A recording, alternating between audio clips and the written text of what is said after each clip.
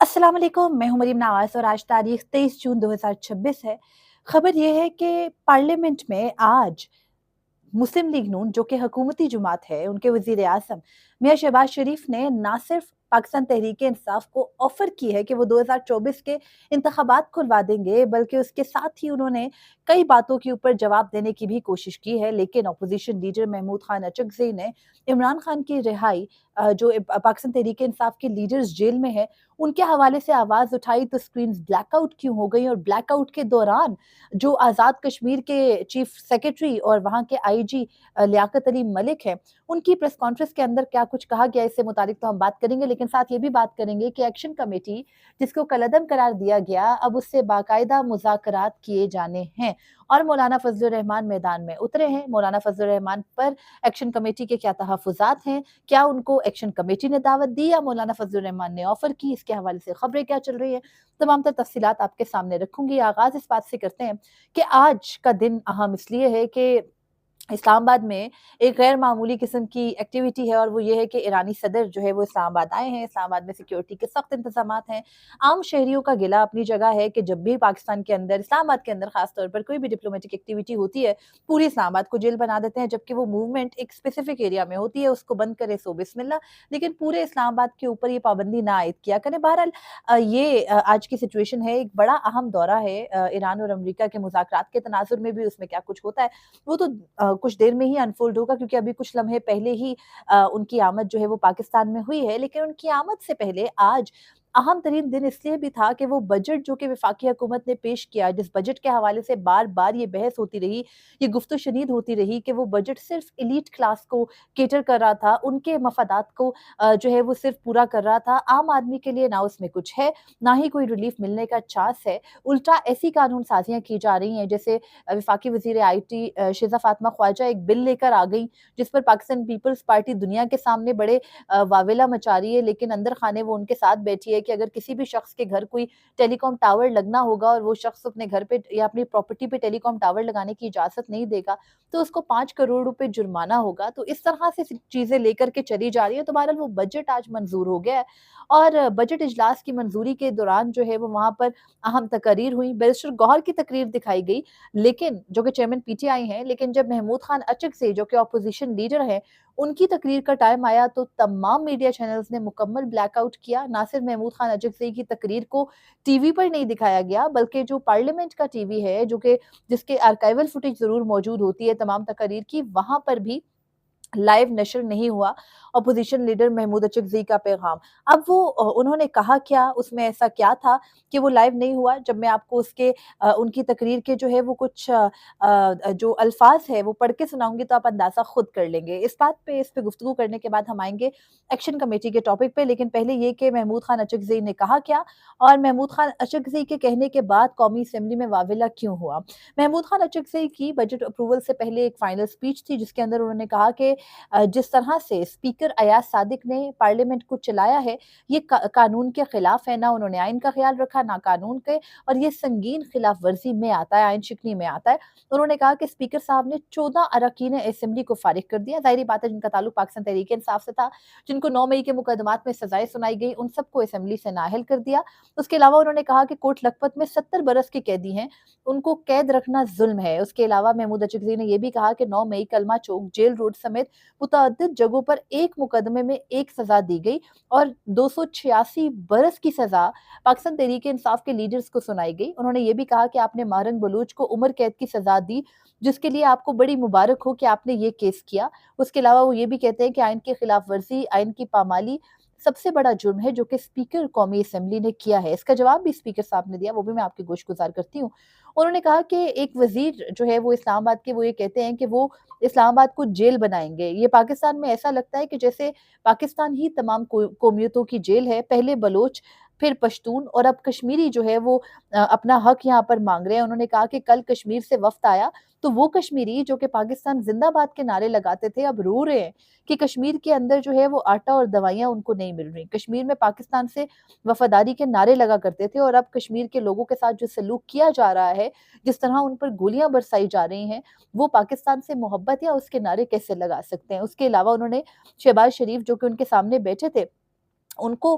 جو ہے وہ مخاطب کر کے یہ بھی کہا کہ شہباز بھائی آپ نے کہا کہ 2 سڑکیں دیں، لیکن 2 سڑکیں آپ نے بلوچستان کو دیں، لیکن آپ حقیقت میں آپ نے بلوچستان کے وسائل کے لیے کیا کیا ہے؟ انہوں نے کہا کہ بلوچستان سے سوئی گیس نکلتی ہے، بلوچستان کی سڑکوں میں جو ہے وہ کم از کم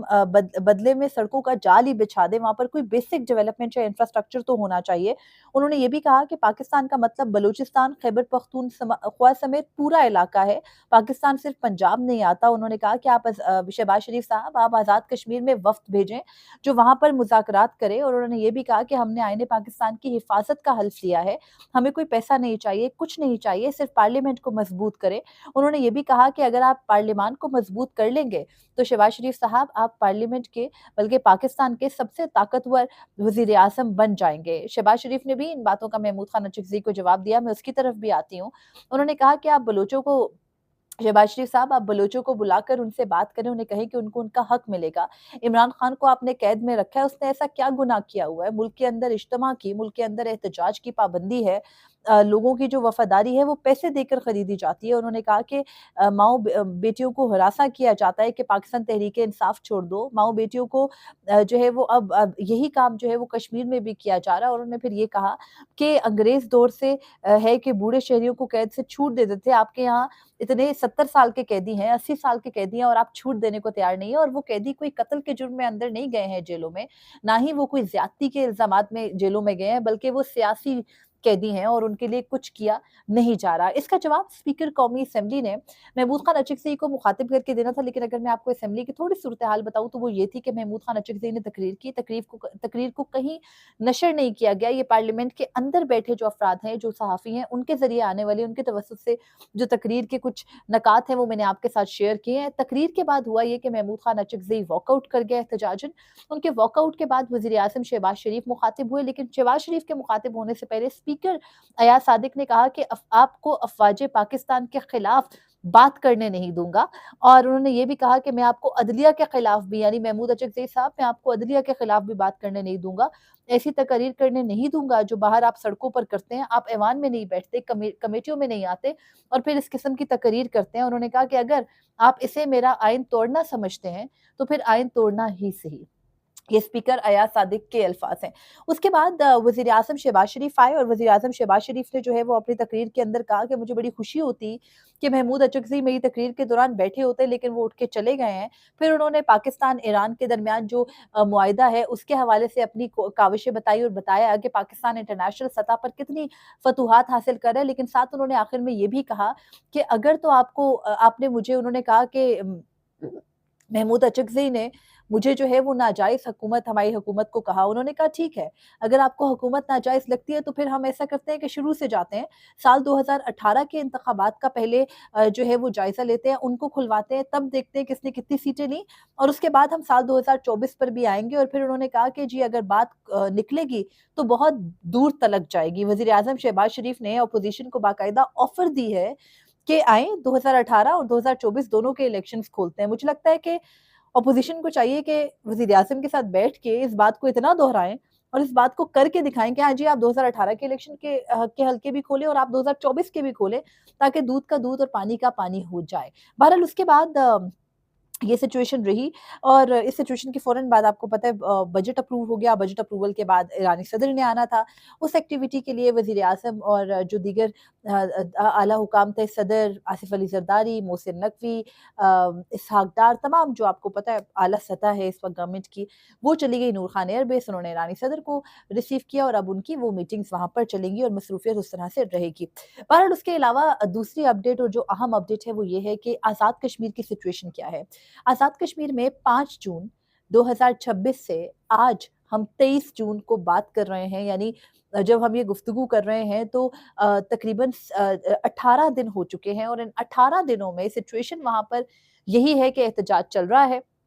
वहाँ पर जो गिरफ्तारियाँ हैं वो चल रही हैं, और आज बाकायदा तौर पर चीफ सेक्रेटरी आज़ाद कश्मीर और वहाँ के जो आईजी हैं आज़ाद कश्मीर के लियाकत अली, उन्होंने प्रेस कॉन्फ्रेंस की है। उस प्रेस कॉन्फ्रेंस के कुछ अगर मैं आपको नुक्ते बताऊँ तो बड़े अहम हैं। उस प्रेस कॉन्फ्रेंस के अंदर बाकायदा तौर पर ये बयानिया बनाया गया कि जी अगर आज़ाद कश्मीर के अंदर जो धरनों में लोग बैठे हैं, अगर वो गिरफ्तारी दे दें, वो सरेंडर कर दें, तो उनको कानून के मुताबिक निपटा जाएगा और उनके साथ कोई ज़्यादती नहीं की जाएगी। अब सवाल ये बनता है कि आज यानी 18 दिन के बाद जाकर ये रियलाइज़ेशन होना, मैंने आपको पहले भी कहा था कि जब बजट से फ्री होना है हुकूमत ने, तो बजट से फ्री होते ही जो उनका अगला हदफ होगा वो आज़ाद कश्मीर में इंतखाबात के कैंपेनिंग से के हवाले से होगा, और आज़ाद कश्मीर के तमाम अज़ला इस वक़्त बंद हैं। तो वहाँ पर कैंपेन के लिए कौन जा सकता है? 27 जुलाई को वहाँ पर इलेक्शन अनाउंस्ड हैं, तो अब वहाँ के हालात फ़ोकस में आएँगे बजट के बाद। बजट अब आज अप्रूव हो गया, बजट के अप्रूवल के बाद अब ज़ाहिर-सी बात है बाकी जो इसके तकनीकी मामलात हैं वो तो पूरे हो जाएँगे, लेकिन इस मौजूदा रेजीम का, गवर्नमेंट का जो नेक्स्ट फ़ोकस है, वो आज़ाद कश्मीर के इलेक्शन है, और आज़ाद कश्मीर के हर ज़िले के अंदर जॉइंट एक्शन कमेटी के ज़ेरे एहतमाम एहतजाज चल रहे हैं। गवर्नमेंट की रियलाइज़ेशन उस मैटर के ऊपर इतनी ही है कि रोज़ाना बैठकर हुकूमती वुज़रा जो है, वो बाकायदा वहाँ पर अवामी एक्शन कमेटी को दहशतगर्द, शरपसंद सब कुछ करार देते हैं, मुल्क दुश्मन उनको करार दिया जाता है। फिर वहाँ पर जो बेसिकली आईजी हैं आज़ाद कश्मीर के लियाकत अली मलिक, अगर आप आज उनकी प्रेस कॉन्फ्रेंस सुन लें, तो आपको पूरे के पूरे सिचुएशन का अहाता करने में आसानी होगी। वो कहते हैं कि जी हमने अब तक 34 जो शरपसंद हैं, उनको गिरफ्तार किया है, जो कि लॉ एनफोर्समेंट एजेंसीज़ के बंदों के शहादतों में मुलव्विस थे। उसके अलावा वो कहते हैं कि हम अब तक जो 132 एफआईआर्स हैं, वो दर्ज कर चुके हैं। जो पुरानी 172 एफआईआर्स थी वो भी बहाल हो गई हैं, और उसके साथ जो अभी वहाँ पर सिचुएशन है वो ये है कि 200 से ज़ायद लोगों को गिरफ्तार कर लिया गया है। तो ये जो पूरा फिगर है इसके अंदर, और फिर चीफ सेक्रेटरी का ये कहना कि जी जो लोग धरनों में बैठे हैं वो सरेंडर कर दें। तो मैंने जब ये बात सुनी तो मुझे लगा कि शायद मेरे कानों को गलत लगा है। मैंने इसको रिकॉर्ड किया, ट्विटर के ऊपर पोस्ट करना था, फिर सुना तो पता चला कि वाक़ई चीफ सेक्रेटरी साहब यही फरमा रहे थे। यानी आप इमेजिन करें कि chief secretary of a territory वो ये कहते हैं कि जो लोग खुली जगह पे एक सड़क पर एक ग्राउंड में बैठे हैं वो सरेंडर कर दें। यानी अगर आपको लगता है कि वो लोग जो 24 घंटे आप टीवी के ऊपर चलवाते हैं खबर कि जी बड़ी महदूद तादाद में हैं, आज़ाद कश्मीर की आवाम ने उनको मुस्तरद कर दिया है, कोई तादाद निकली ही नहीं है अवामी एक्शन कमेटी के साथ, ये वहाँ के लोग नहीं, ये चंद शरपसंद हैं। तो अगर वो चंद शरपसंद हैं, उनकी तादाद बहुत थोड़ी है, तो what's actually stopping law enforcement agencies to go and arrest them? मतलब आप जाएँ, उनको अरेस्ट कर लें, उनको पकड़ लें, तो मसला तो नहीं है इसमें कोई, के बजाय इसके आपको टीवी पे आकर एक प्री रिकॉर्डेड प्रेस कॉन्फ्रेंस उस वक़्त करनी पड़ी है जिस वक़्त कौमी असेंबली के अंदर ऑपोजिशन लीडर मुल्की हालात पर बात कर रहे हैं, उसी आज़ाद कश्मीर पे बात कर रहे हैं, उसी बलूचिस्तान के इश्यू पे बात कर रहे हैं, जिसकी वजह से पाकिस्तान आज यहाँ खड़ा है। तो आप उसको ब्लैक आउट करके एक प्री रिकॉर्डेड पूरी प्रेस कॉन्फ्रेंस चलाते हैं जिसमें आप जॉइंट एक्शन कमेटी को दहशतगर्द, मुल्क दुश्मन, शरपसंद सब कुछ कहते हैं, और फिर आप साथ में रिक्वेस्ट करते हैं कि वो सारे लोग सरेंडर कर दें। तो अगर वो बहुत कम लोग हैं, अगर शरपसंद बहुत थोड़े हैं, आप ऑलरेडी अरेस्ट कर रहे हैं, आपने ऑलरेडी एफआईआर्स कर रखी हैं, और बाकायदा आप ये सोशल मीडिया के ऊपर, बल्कि मेन स्ट्रीम मीडिया के ऊपर ये बयानियाँ बना रहे हैं कि आपके पास वो फ़ोन कॉल्स की रिकॉर्डिंग्स हैं जिसके अंदर पता चल रहा है कि ये लोग बाकायदा हंगामा आराई प्लान कर रहे हैं। आप वो विजुअल्स दिखा रहे हैं जिसमें इनके पास असलहा है, ये वेपन कैरी कर रहे हैं, तो आप काइंडली उन लोगों को जाकर अरेस्ट कर लें क्योंकि वो तो थोड़े से हैं। तो अगर आप ऐसा नहीं कर सकते और आपको टीवी पर बैठ के इस किस्म की बातें करनी पड़ रही है, जहाँ पर आप बाकायदा जो आईजी हैं आज़ाद कश्मीर के, वो पूरी रिटन तकरीर लेकर आए हुए थे जिसके अंदर वो बार-बार ये कह रहे थे कि जी अवामी मसलों पे बात करने का ये कहते हैं, अवामी मसले इनके क्या हैं? हमने तो वहाँ पे पहले ही बिजली सस्ती है, आटा सस्ता है, सब कुछ सस्ता है, अवामी मसले वहाँ पर हैं क्या? फिर वो कहते हैं कि जी क्या लोगों को कत्ल करना, अस्पतालों के अंदर जाकर कत्लो-गारत करना, पुलिस पर्सोनल्स के ऊपर, फ़ौज के ऊपर उनको गालियाँ देना, क्या जो पाकिस्तानी झंडा है उसको भारतीय एम्बेसी के सामने जाकर जलाना, क्या लाशों को जो है वो मंगला डैम में फेंकने की धमकियाँ देना, क्या जो है वो टुकड़े करके लाशों के पहाड़ों से नीचे फेंकना, ये सब कुछ अवामी मसले हैं। तो अगर ये इतने संगीन जुर्म आज़ाद कश्मीर में पिछले 18 दिन से हो रहे हैं, तो आप उसके विजुअल्स चलाएँ, अवाम के सामने रखें, अवाम आपके साथ खड़ी क्यों नहीं होगी? वो क्यों सारे लोग ये बात कर रहे हैं कि जी आज़ाद कश्मीर में तो पुरअमन धरना है, आज़ाद कश्मीर में तो, और फिर आप कहते हैं कि मुहर्रम में ख़वातीन को बाहर बिठाना पैसे देके। पैसे देके ख़वातीन को धरने में लाना मुहर्रम के दिनों में, ये अवामी मसला नहीं है। تو آپ کو اپنا کورس درست کرنے کی ضرورت نہیں ہے کہ اگر یہ ساری باتیں جو کہ آئی جی کلیم کر رہے ہیں، لیاقت علی ملک صاحب جن کی بڑی اچھی شہرت ہے آلریڈی، جو پولیس آفیسر رینکس ہیں ان کے اندر بھی، اور ویسے بھی ایز این آئی جی بھی، ایز اے پولیس آفیسر بھی، اگر وہ یہ سب سچ کہہ رہے ہیں تو ان کو چاہیے کہ وہ کم از کم وہاں کے گراؤنڈ ویژولز لا کر دے دیں، اور نہ صرف وہاں کے گراؤنڈ ویژولز لا کر دے دیں، بلکہ باقاعدہ جو جوائنٹ ایکشن کمیٹی کے لوگ ان ایکچوئل جو ان کے مطابق شرپسند ہیں ان کو لا کر کے ایکسپوز کر دیں۔ تو ایسا اگر آپ نہیں کر پا رہے تو پھر کہانی فرق ہے۔ دوسری خبر یہ ہے کہ مولانا فضل الرحمان رات گئے، ان کا ایک پیغام سامنے آیا، کافی لمبا سارا پیغام تھا، میں صرف آپ کو 2 جملوں میں بتا دیتی ہوں، جس میں مولانا یہ فرما رہے تھے کہ جی مجھے جوائنٹ ایکشن کمیٹی نے ثالثی کی درخواست کی ہے، مجھے کہا ہے کہ میں ثالث کے طور پر سامنے آؤں، حکومت اور جوائنٹ ایکشن کمیٹی کے درمیان میں جو ہے وہ مذاکرات کرواؤں، تو لہٰذا میں جوائنٹ ایکشن کمیٹی کو یہ جو ہے وہ ان سے میں مطالبہ کر رہا ہوں کہ وہ فوری طور پر اپنے احتجاج ختم کر دیں اور مزید کسی احتجاج کی جو ہے وہ کال نہ دیں، تو پھر جو ہے وہ میں ثالث ہو سکتا ہوں۔ اب خبر کچھ یہ ہے کہ 3 دن پہلے مولانا فضل الرحمان نے خود جوائنٹ ایکشن کمیٹی سے رابطہ کر کے ان سے یہ کہا کہ میں ثالثی کراتا ہوں، آپ لوگ اپنے ایک قدم پیچھے ہٹیں اور میری ثالثی کی آفر قبول کریں۔ پھر پتہ نہیں رات گئے کیا ہوا کہ مولانا نے بات کو اور اسٹیٹمنٹ کو الٹ دیا اور کہا کہ جی انہوں نے مجھ سے رابطہ کیا اور درخواست کی ہے کہ میں ثالثی کراؤں، اور ہم تو ابھی آپ کو پتہ ہے سب لوگ ہی ایران امریکہ پروجیکٹ دیکھ رہے ہیں جو ان کی لڑائی کے بعد کا، جنگ کے بعد کا ہے، اور اس سے ہر ایک کو یہ پتا ہے کہ درخواست وہ فریق کرتا ہے جس کا اپر ہینڈ نہیں ہوتا، جو کہ لوزنگ پوزیشن میں ہوتا ہے۔ جیسے امریکہ نے درخواست کی ایران کے معاملے پہ کہ ہمارے مذاکرات کرائے جائیں، تو ثالث جو ہوتا ہے وہ تب مقرر ہوتا ہے جب کوئی ایک پارٹی ولنگ ہوتی ہے مذاکرات کرے۔ مولانا نے خود آفر کی جوائنٹ ایکشن کمیٹی کو، ڈیفینیٹلی انہوں نے ایک آفر حکومت کو بھی رکھی ہوگی، اور مولانا فضل الرحمان کی آفر کے اوپر اب جوائنٹ ایکشن کمیٹی نے غور کرنا ہے، لیکن جو ان کی یہ شرط ہے کہ جی تمام احتجاج کال آف کر دے، جتنی بڑی تعداد میں لوگ نکلے ہوئے آزاد کشمیر میں، اس کے حوالے سے آزاد کشمیر کے صحافیوں کا یہ دعویٰ ہے کہ یہ ممکن نہیں ہوگا کہ سارے احتجاج کال آف ہو جائیں۔ ہاں، آج جو مارچ ہونا تھا مظفر آباد کی جانب، اس کو پوسٹ پون کیا جا سکتا ہے اور وہ کیا جائے گا، اور پھر ہو سکتا ہے کہ بات چیت ہو۔ اس سے پہلے بھی میں نے آپ کو کافی دنوں کے گیپ کے بعد پرسوں ہماری گفتگو ہوئی، لیکن جب پہلے بھی ہم بات کر رہے تھے تو جب پچھلی مرتبہ یعنی سپٹمبر 2025 میں جوائنٹ ایکشن کمیٹی کا احتجاج ہوا تھا، تو تب بھی جب کوالہ کراس کر کے مظفر آباد آنے کا ٹائم آیا تو پھر حکومت کو ہاتھ پیر پڑ گئے، یہاں سے 6 وزراء حکومتی جو آفیشلز تھے وہ بھاگے بھاگے آزاد کشمیر گئے اور ان کے سارے 38 کے 38 مطالبات کو منظور کر کے آئے۔ ایک مرتبہ پھر وہی ہو رہا ہے کہ جب مظفر آباد مارچ کرنے کا دن آیا تو پھر پینک اتنا تھا کہ ٹی وی کے اوپر نہ صرف پریس کانفرنس کر کے بیانیہ بنانا پڑ رہا ہے، بلکہ ریکویسٹ بھی کرنی پڑی ہے، منت سماجت بھی کرنی پڑی ہے، اور اس کے ساتھ ثالثی کی آفرز بھی کرنی پڑی ہے، لیکن اس کے لیے ورڈنگ ظاہری بات ہے کہ فرق رکھی جا رہی ہے، کیونکہ بڑی ہارڈ اسٹیٹ ہے نا جس میں ہم رہتے ہیں۔ اسٹیٹ پہلے ماں تھی، اس نے بہت عرصہ سارے لوگوں کو پالا پوسا، اب وہ کہتے ہیں کہ ہم باپ بن گئے ہیں، تو باپ بن کے جو ہے وہ سوتیلے باپ والی حرکتیں مسلسل عوام کے ساتھ کر رہے ہیں۔ بہرحال آزاد کشمیر کے ایشو کنسرننگ ہے، کوئی بھی صحافی اگر بات کرتا ہے اس ایشو کے اوپر، خاص طور پر جو لوگ بہت کھل کر بات کر رہے ہیں، ہم تو وہ بات کر رہے ہیں جو کہ فیکٹس دونوں طرف سے نیریٹ ہو رہے ہیں، جو لوگ وہاں پر گراؤنڈ کی سچویشن بتا رہے ہیں یا وہاں پر موجود ہے، ان کے اوپر کریک ڈاؤن بھی جاری ہے، گرفتاریاں بھی ہو رہی ہیں۔ احمد فرحات کافی مشہور ہیں، آپ کو یاد ہے کہ ان کے کیس کے اندر اسلام آباد ہائی کورٹ میں محسن اختر کیانی صاحب نے جو ہے وہ ڈی جی ایم آئی اور D G I S I کو طلب کر لیا، سیکٹر کمانڈرز کو طلب کر لیا تھا، اور یہی وجہ بنی محسن اختر کیانی صاحب کے پھر لاہور ٹرانسفر کی بھی بڑی وجہ یہ تھی، بنیادی وجہ یہ تھی۔ تو